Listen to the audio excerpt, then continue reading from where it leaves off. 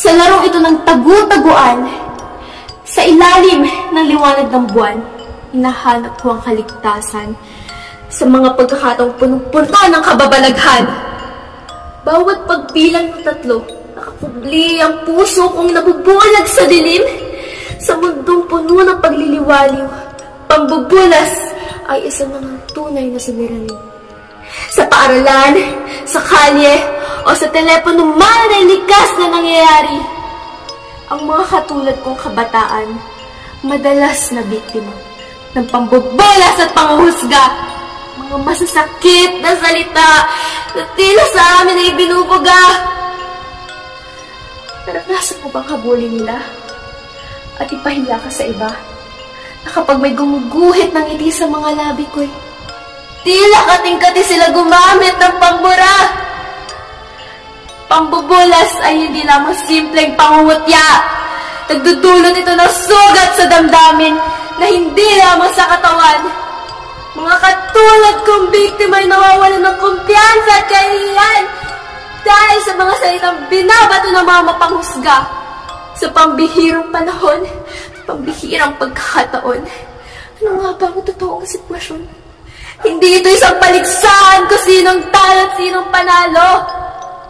Pambubulas na may malaking epekto sa mga biktima at maging sa mga gumagawa nito. Sumisira ito ng buhay ng maraming tao.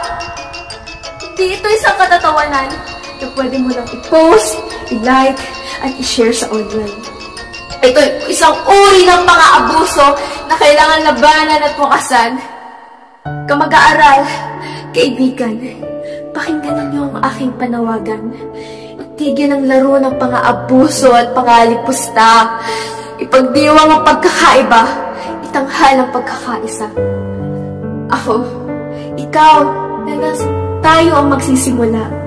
Magsama-sama at itaguyod ang pagkilala. Sa karapatan ng bawat isa na mabuhay ng malaya at walang pangamba. Ituring ang bawat isa bilang pantay at may halaga. Samahan ninyo ako sa bawat hakbang na aking gagawin upang labanan ang pambubulas. Magbibigay tayo ng pag-asa sa mga biktima na may kinabukasan na mas maganda. Ipagtanggol natin ang karapatan ng bawat bata at kabataan, at sama-sama natin itaguyod ang mundo na puno ng pagmamahalan at unawaan.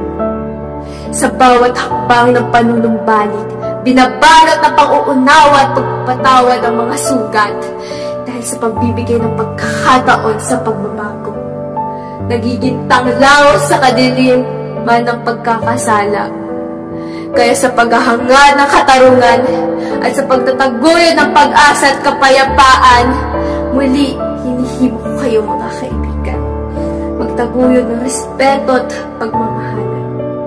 Sa bawat hagikik ng kaligayahan, sa bawat patak ng luha ng kalungkutan, naroroon ang lakas ng pagkakaisa na nagtutulak sa atin tungo sa tunay na tagumpay at pag-asa. Kaya't muli, ako, ikaw na nasa aking harapan. Sa ilalim ng liwanag ng buwan, magpalipad ng pangarap at pangarap. Sa ilalim ng liwanag ng buwan, tagu-taguan tayo. Sabay-sabay na magtawanan. Kahit sa harap o sa likod, walang lamangan. At sa bilang 3, tayo'y magtatagpo bilang magkakaibigan. Tagu-taguan.